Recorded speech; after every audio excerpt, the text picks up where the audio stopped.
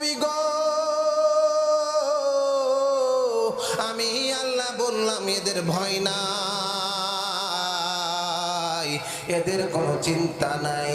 আল্লাহ এই কোরআনের আইন দুনিয়ার জমিনে বাস্তবায়ন করতে গেলে ও আল্লাহ এই কোরআনের পক্ষে আমরা যদি আন্দোলন করি, এই কোরআনের পক্ষে যদি কোরআনকে রাষ্ট্র ক্ষমতায় পৌঁছায় দেওয়ার জন্য এই কোরআনের পক্ষে যদি আমরা কয়রার রাজপথে জালেমের বিরুদ্ধে কয়রার রাজপথে মিছিল দিলাম, ও আল্লাহ কোরআনের পক্ষে আন্দোলন করেছি, আর আমাদেরকে কোরআনের পক্ষে আন্দোলন করতে গিয়ে আল্লাহ আমাদেরকে যদি শয়তান যদি বাধা দেয়, আমাদেরকে যদি পিটায়, ওগো আল্লাহ আমাদেরকে তখন কে রক্ষা করবে?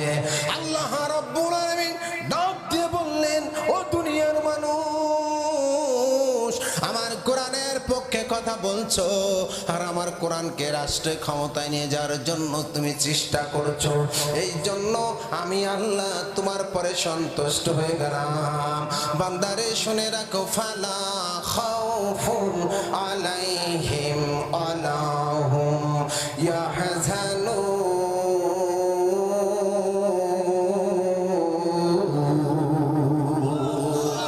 আল্লাহ বলেন ওদের জন্য কোনো ভয় নাই, ওদের জন্য কোনো চিন্তা নাই। কাদের জন্য ভয় নাই?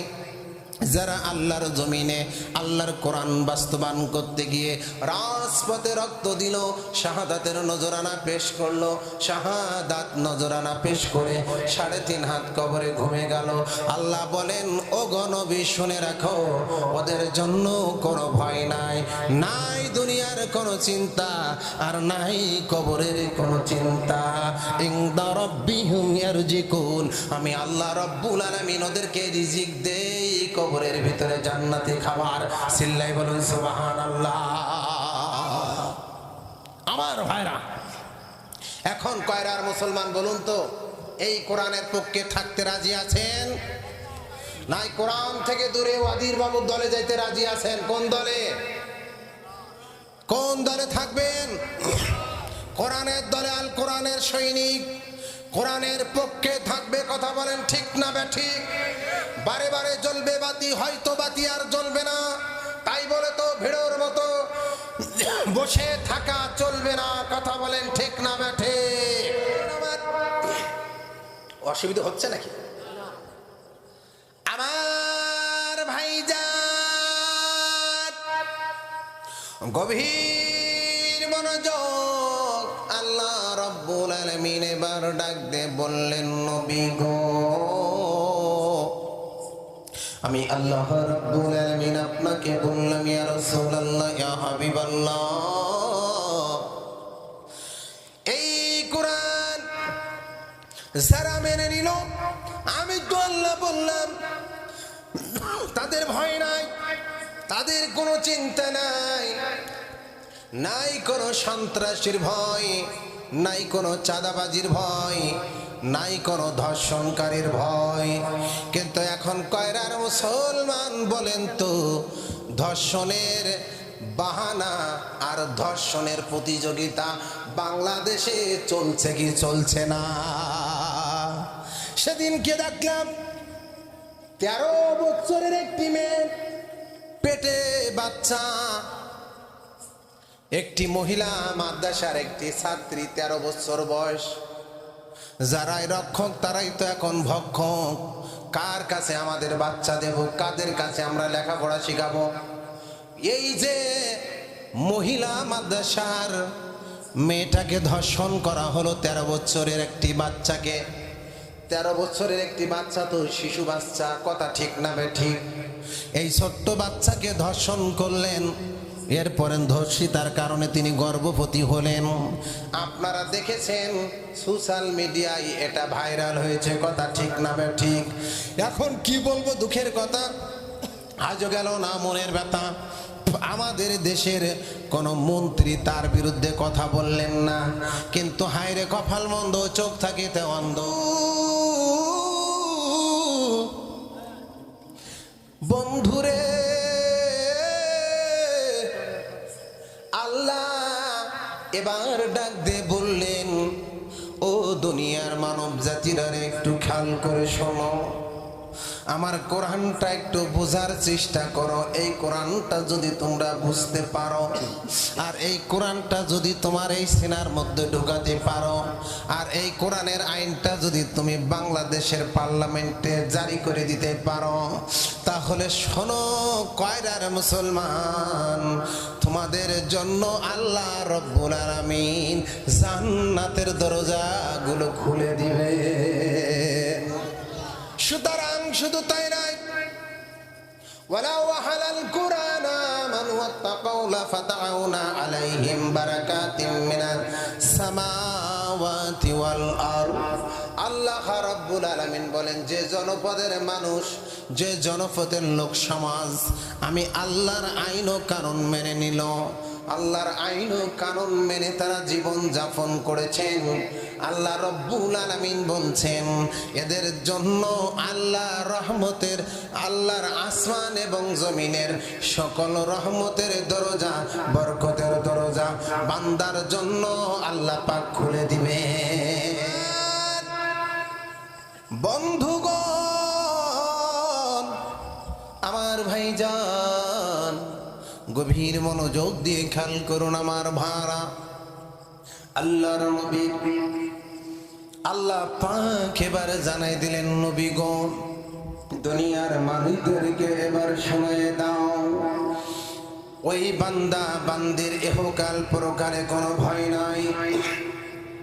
ওই বান্দারা যদি আমি আল্লাহ কোরআনটা যদি তার সঙ্গের সাথী করে নিতে পারে, মরণের পরে তাদের কবরটা হয়ে যাবে উজালা, কবরটা হয়ে যাবে নূরে নূরান্বিত। কাজে ওদের জন্য আর কোনো ভয় থাকবে না, ওদের জন্য আর কোনো চিন্তা থাকবে না। এই ওয়াজ আল্লাহর নবী মসজিদ নববীর ভিতরে বসিয়া আল্লাহর নবী করতেছিলেন এই ওয়াজটি।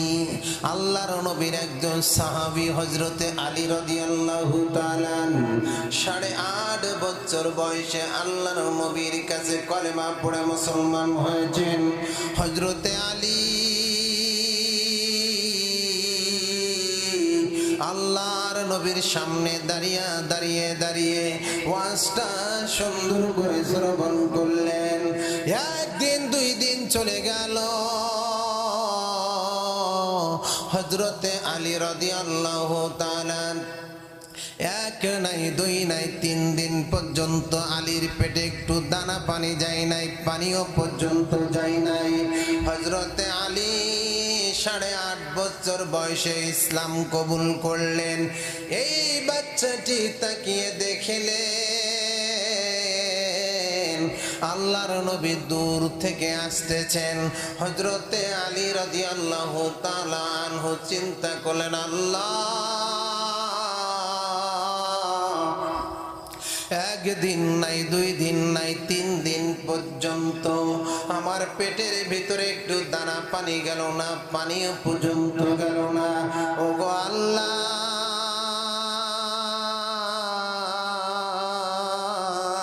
ওই যে আপনার বন্ধু হাবিবুল্লাহ আসতেছে, ওই প্রাণের নবীকে দেখিয়ে আমার 3 দিনের ক্ষুধাকে নিবারণ করাই নিব। একটু জোরে বলেন সুবহানাল্লাহ। আমার ভাইরা, হযরতে আলী রাদিয়াল্লাহু তাআলা আনহু দাঁড়িয়ে দাঁড়িয়ে এই কথাটি আমার আল্লাহকে ডেকে ডেকে ডেকে ডেকে বলতেছেন। আল্লাহর নবী হযরত আলীর কাছে চলে আসলেন। আল্লাহর নবী হযরতে আলীর কাছে আসার পর হযরতে আলী আল্লাহর নবীর সামনে দাঁড়িয়ে সালাম দিয়ে বলেন, আসসালাতু ওয়াসসালামু আলাইকা ইয়া রাসূলুল্লাহ, আসসালাতু ওয়াসসালামু আলাইকা ইয়া হাবিবাল্লাহ, আসসালাতু ওয়াসসালামু আলাইকা ইয়া শাফিয়াল মুজনাবিন, আসসালাতু ওয়াসসালামু আলাইকা ইয়া রাহমাতাল লিল আলামিন।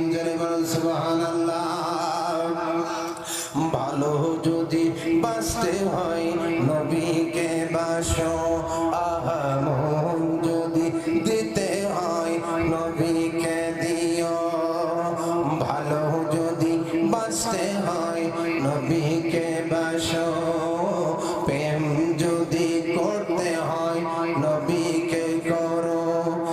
তোমার কষ্ট যেত না যিনি সইতে পারে না, ওই নবীজির মুহাব্বতে মিলাদ পড়িও। মন যদি দিতে হয় নবীকে দিও, আহা ভালো যদি বাঁচতে হয় নবীকে বাসো। মারহাবা বলেন।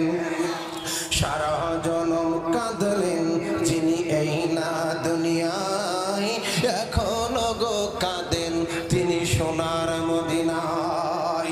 জানের চেয়ে বেশি তারে, আল্লাহু আকবার, জানের চেয়ে বেশি তারে ভালোবাসি।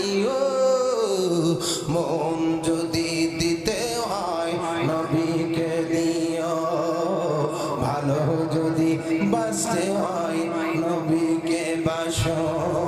ফুলসিরাতের কানাই নবী দাঁড়িয়ে রবে, নামাজ পড়া উম্মতেরই পার করিবে। আল্লাহু আকবার। ফুলসিরাতের কানাই নবী দাঁড়িয়ে থাকবে, মিলাদ পড়া উম্মতেরই পার করিবে। জানের চেয়ে বেশি তারে, জানের চেয়ে বেশি তারে ভালোবাসি।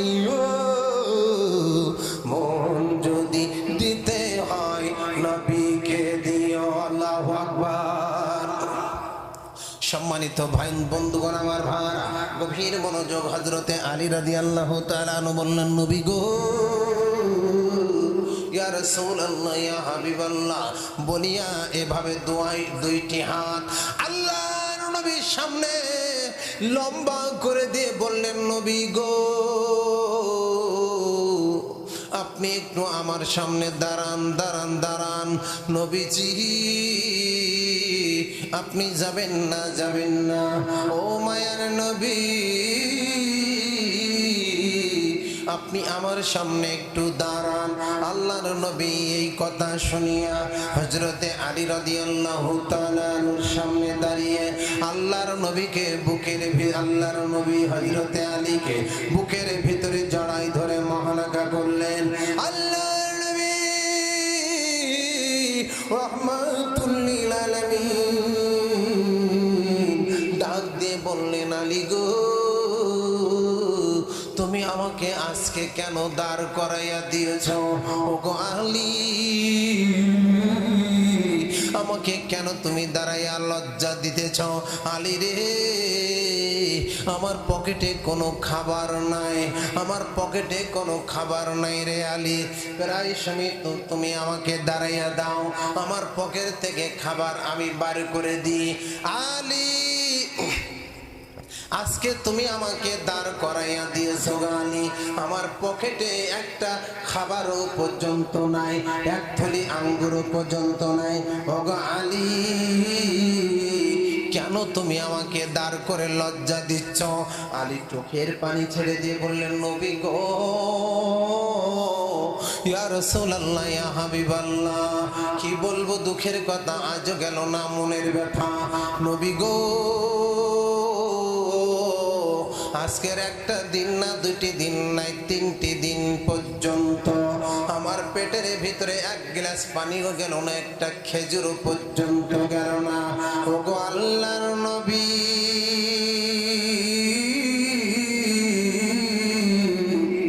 আমি আপনাকে দাঁড়াইয়া দিয়েছি, একটু দাঁড়ান, আমি দূর থেকে আপনার নূরানি চেহারা দেখিয়া আমার পেটের ক্ষুধা নিবারণ করব।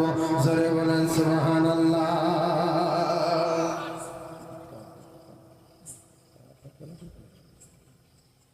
ওগো বন্ধু, আল্লাহর নবী এই কথাটি শুনিয়া দুই চোখের পানি ছেড়ে দিয়ে বললেন, আলী রে, তুমি কেমন করে সহ্য করে আছো? 3 দিন পর্যন্ত কোনো খাবার নাই। ওগো আলী, তোমার চেহারাটা মলিন হয়ে গেছে। আলী বললেন, লাব্বাইক সাদ্দিকতা ইয়া রাসূলুল্লাহ, আপনি সত্য কথা বলছেন নবী গো, আমার চেহারাটা যেন কেমন উস্কো শুকনো ভাব হয়ে গেছে। নবী, আপনি যদি আমার সামনে 2-4 মিনিট যদি একটু দাঁড়াতে পারেন, ওই আল্লাহ পাকের কসম খেয়ে বললাম, আল্লাহি বিল্লাহি তাল্লাহি, আল্লাহর কসম করে বললাম নবী গো, আমার চেহারাটা আপনার চেহারা দেখার কারণে আমার 3 দিনের ক্ষুধা নিবারণ হয়ে যাবে। জোরে বলুন সুবহানাল্লাহ। বন্ধুগণ আমার গভীর মনোযোগ, ও বন্ধু, আল্লাহ রাব্বুল আলামিন এবার বলছেন, নবীজি আপনি হযরতে আলীর সামনে একটু দাঁড়িয়ে যান, আলী 2 নজর ভরে আপনাকে একটু দেখবে। জোরে বলেন সুবহানাল্লাহ। মনে বড় আশা ছিল যাব মদিনায়, বলেন মনে বড় আশা ছিল যাব মদিনায়, সালাম আমি করব গিয়ে নবীর রওজায়, মনে বড় আশা ছিল যাব মদিনায়, আরব সাগর পাহাড়ি দেব নাইকো আমার তরি, পাখি নাই রে যাব উড়ে ডানাতে ভর করি, আমার আশাসে সম্বল নাই রে, আমার আশা আছে সম্বল নাই, তো করি কি উপায়, মনে বড় আশা ছিল যাব মদিনায়। মারহাবা। মদিনায় যাইতে মন চায়? মদিনায় যারা গিয়েছেন আর বাংলাদেশে আসতে মন চায় না? আহারে, মদিনার যারা একবার গিয়েছে আর আসতে মন চায় না, তবুও আসতে হয়। কথা ঠিক না বেঠিক? সম্মানিত বন্ধুগণ আমার, ভাইয়ারা, গভীর মনোযোগ, কান লাগান। আমার হযরত আলী এবার বললেন, নবী গো, ইয়া রাসূলুল্লাহ, ইয়া হাবিবাল্লাহ, নবীজি আপনি আমাকে কোথায় নিয়ে যাইবেন নবী? আল্লাহর নবী বললেন, চলো তোমাকে আমার হুজরায় নিয়ে যাব। হযরতে আলী বললেন, সাদ্দাকতা ইয়া রাসূলুল্লাহ, আপনি তো সত্য বলেছেন, কিন্তু নবী এই মুহূর্তে আমাকে আর হুজরায় নেওয়া লাগবে না, কারণ হুজরাতে নিয়ে আপনি আমাকে যা করবেন সেটা এখানে আমার হয়ে গেছেন। জোরে বলেন সুবহানাল্লাহ। আল্লাহর নবী বললেন, আলী রে, আমি তো হুজরাই নিয়ে তোমাকে খাবার দেব। হযরতে আলী বললেন, সাদ্দাকতা ইয়া রাসূলুল্লাহ, আপনি সত্য বলেছেন, আমিও তো ওই কথাটা বলতে চেয়েছি। আপনি আমাকে খাবার দিবেন, আমিও তো খাবার খাবো, কিন্তু নবী আপনার ওই নুরানি চেহারাখানা দেখে আমার কলিজার মধ্যে যে ক্ষুধাটা ছিল, যন্ত্রণাটা ছিল, পিপাসাটা ছিল, ওটা এখন আর নাই। আমার বন্ধু, এই জন্য তো আপনার আমার ভালোবাসা থাকবে নবীর সম্পর্কে, নবীকে পাওয়ার জন্য। নবীকে দেখার জন্য।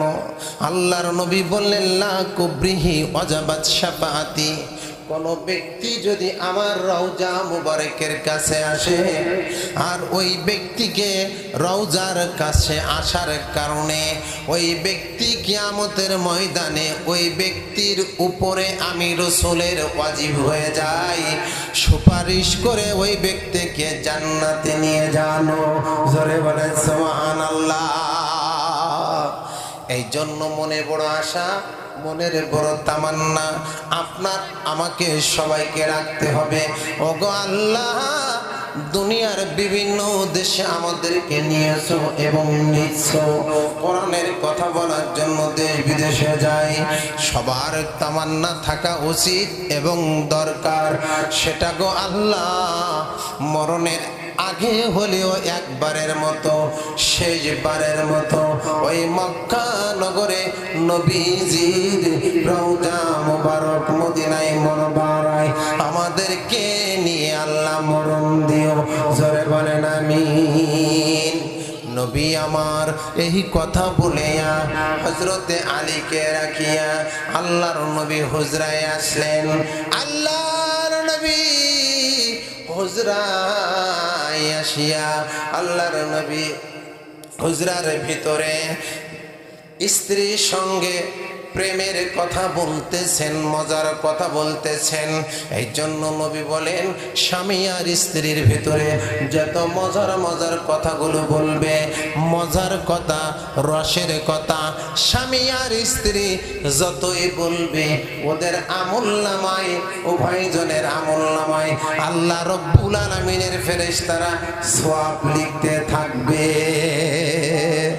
স্বামী আর স্ত্রী এক ঘরের ভিতরে বসে স্বামী যদি মজার কথা বলল আর স্ত্রী যদি একটু মিসকে হেসে দিয়ে দাঁতগুলো বার করে দিলেন, নবী আমার বলেন ওই যে স্বামী মজার কথা বলে স্ত্রীকে মিসকে হেসে দাঁতটা বার করে দিলেন, ওই দাঁত দিয়ে যত গুনার কথাগুলো এসেছেন দাঁতের দ্বারাই হয়েছেন, সকল গুনাহগুলো মিসকে হেসে দেওয়ার কারণে দাঁতের ফাঁক দিয়ে পড়ে গেল,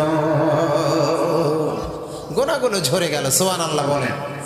আমার বন্ধুগণ, কিন্তু হায় রে কপাল মন্দ, এই যুবকরা এখন নিজের স্ত্রীর সঙ্গে ভালো কথা বলে না, কথা বলে ভাবির সাথে। কথা খান ঠিক না বেটি?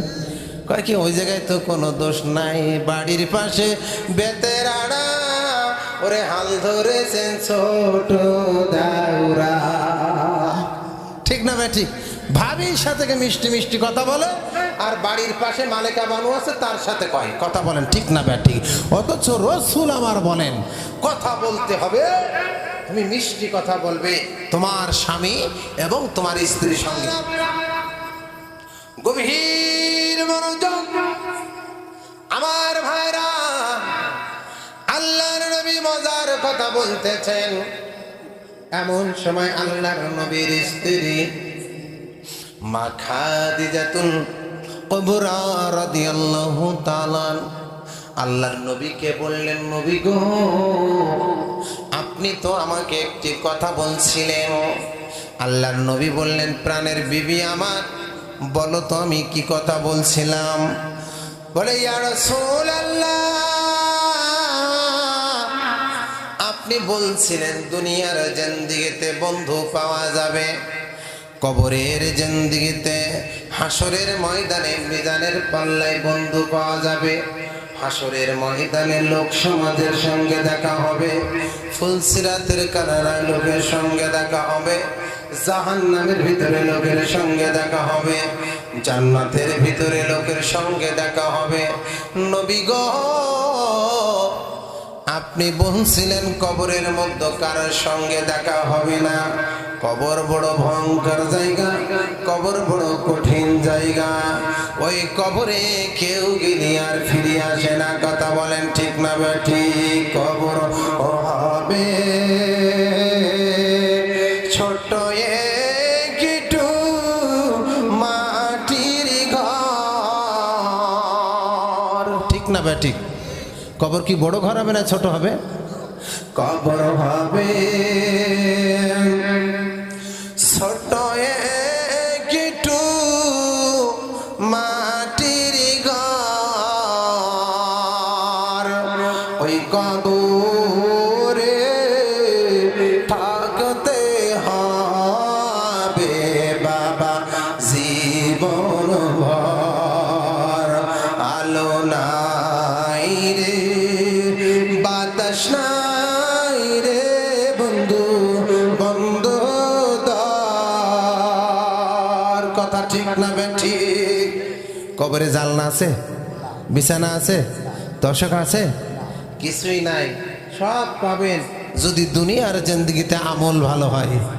কথা ঠিক না ঠিক?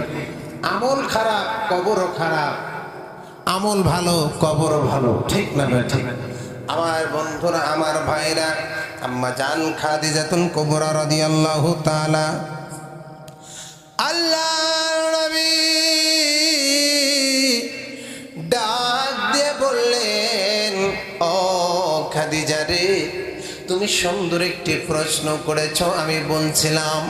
খাদিজা রাদিয়াল্লাহু তাআলা চোখের পানি ছেড়ে দিয়ে বললেন, নবী গো, আমি আপনার স্ত্রী, আমার যত সম্পদ অর্থ সম্পদ যা ছিল সব আপনার সঙ্গে বিবাহের পরে কলেমা পড়ে মুসলমান হওয়ার পরে আমি দুহাত বেলে আপনারকে আমি দান করে দিয়ে আমি খাদিজা এতিম হয়ে গিয়েছিলাম।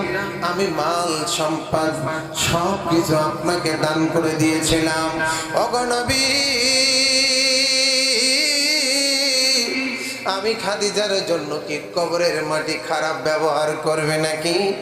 খাদিজা এই কথা বলে আর নবী ডুবরে ডুবরে কাঁদতেছেন খাদিজার সামনে। আর খাদিজার চোখের পানিগুলো জমিনে টুপটাপ করে পড়তেছেন। আল্লাহর নবী বলে, খাদিজা তুমি কেঁদো না। এমন সময় তুমি মক্কা নগরে আমার পাশে এসে দাঁড়াইছিলে রে খাদিজা। মক্কা নগরে সকল মানুষ আমার বিরুদ্ধে ছিল, কেউ আমার পক্ষে ছিল না। সবাই আবু জাহেল, উতবা, সাইবা, আবু লাহাব, আবু সুফিয়ানের পক্ষে। ওই মুহূর্তে খাদিজা একমাত্র তুমি আমার পাশে এসে দাঁড়িয়েছো। খাদিজা তুমি আমার পাশে এসে দাঁড়াবার কারণে আমি রাসূল তোমার ওই মাল সম্পদ আমাকে তুমি দিয়ে আমার সঙ্গে বিবাহ করেছো, আমাকে ধনী বানাইছো। তুমি গরিব হয়ে গেছো, তুমি ফকির হয়ে গেছো। আমার আল্লাহ এটা বড় পছন্দ করেছে। জোরে বলেন সুবহানাল্লাহ। তীব্র কণ্ঠে আল্লাহ কয়, ফুলতা ঝরে না কখন, এক রাত না দুই রাত না, ভুল বুঝিস না, তোর জীবন ধরার মাঝে কর্ম করে আল্লাহ লেখে ফল। আর নদীর জালে পাথর ভাষা শাওলারে নাও তল। ফুলের কদর মালি জানে, ফুলের কদর মালি জানে, কিংবা জানে সাপুরে মানুষই ভাই মানুষ চেনে, গাওলা চেনে গাভি, শকরে কসু চেনে, আর কুত্তায় চেনে ছাই। মৌমাছি রাস গুনগুন করে, সংগ্র করে মধু, আনাংলা চেনে রে ভাই চিংড়ি মাচার কধু। কথা বলেন ঠিক না ব্যাঠিক? সতী নারীর প্রতি মেলে, সতী নারীর প্রতি মেলে কাঁদে মাসে মাসে, আর অসতী নারীর প্রতি মেলে মনে মনে হাসে। নারী তুমি অতি দামি, হেরা রত্নে চাই, তাই তো সাদাই থাকবে তুমি পর্দার ভিতরে যাই। দামি জিনিস যাই না দেখা থাকে গোপনে, আর দেখলে পরে দাম কমে যায়, থাকে না যতনে। কোরআন হাদিসে তোমার মূল্য অনেক অনেক বেশি, তাই তো নারী হইবা আগে, হইবা পদ্মানেশী। তোমার কারণে শান্তি আসবে সংসারের মাঝে, আল্লাহর বিধান মেনে চলো সব রকম কাজে। মারহাবা বলে। সম্মানিত ভাইরা, গভীর মনোযোগ। আমি যে কথা আপনাদের খেদমতে বলতেছিলাম, হযরতে আম্মা জান এবার চোখের পানি ছেড়ে দিয়ে বললেন, নবী গো, কবর কি আমার সঙ্গেও কি দুর্ব্যবহার করবে নাকি? আল্লাহর নবী বললেন, খাদিজা দুশ্চিন্তা করার কোনো টেনশন নাই, কারণ নাই। কারণ এই কবর সবার জন্য খারাপ ব্যবহার করবে, কারণ আমল যার ভালো তার সঙ্গে ভালো ব্যবহার করবে। খাদিজা এই কথাটা শুনলেন, শোনার পরে আল্লাহু আকবার কবিরা নবী আমার হুজরার বাইরে আসলেন, খাদিজা হুজরার ভিতরে। কয়েকটা দিন পার হয়ে গেল, মা ফাতিমা তো জোহরা ছোট্ট বয়স, 7 থেকে 8 বছরের মতন বয়স, ঘরের ভিতরে হুজরার ভিতরে ঢুকে দেখলেন খাদিজাতুল কুবরা, আম্মা জান খাদিজা দুই চোখের পানি ফেনিয়ে ফেনিয়ে মুরাকাবা মুসাদারা করিয়া মাটিতে গড়াগড়ি করে কাঁদতেছে।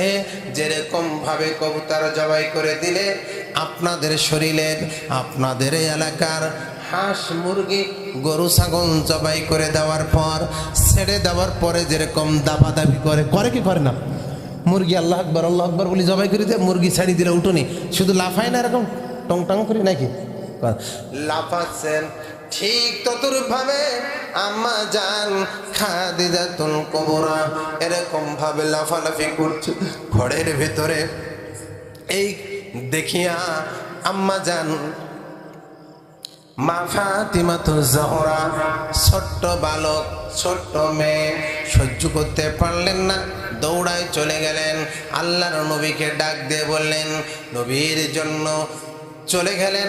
যাওয়ার পরে ডাক দিয়ে বলতেছেন, ও গো বাবা বাড়িতে আসো গো আব্বাজান। আল্লাহর নবী বলে, মা কেন আসবো? বলে, বাবাজি আমি বাড়ির ভিতরে গিয়ে দেখলাম, ঘরের ভিতরে গিয়ে দেখলাম আমার জনম দুঃখিনী মা, পেটে ধরা মা কাটা কবুতরের মতো ছটফট ছটফট করছেন। এই জন্য আল্লাহর নবীকে ডাক দিয়ে বলতেছেন, আব্বাজান আপনি মুহূর্তের মধ্যে আমার সঙ্গে বাড়িতে চলেন। আল্লাহর নবী বাড়িতে আসলেন, আসার পরে দেখতেছেন খাদিজার কোনো জ্ঞান নাই, জ্ঞান হারাই গেলেন। আল্লাহর নবী এক মস্ক পানি নিলেন, পানিটা হাতে নিলেন, খাদিজা চোখের পরে পানিটা ছুটে দিলেন, ছেড়ে দিলেন, মেরে দিলেন। খাদিজার জ্ঞান ফিরে আসলেন। জ্ঞান ফিরে আসার পর খাদিজাকে আল্লাহর নবী বসাই দিলেন। বসাই দেওয়ার পরে রে বাবা খাদিজার কান্না বন্ধ হয় না, জোরে চিল্লাই বলুন সুবহানাল্লাহ।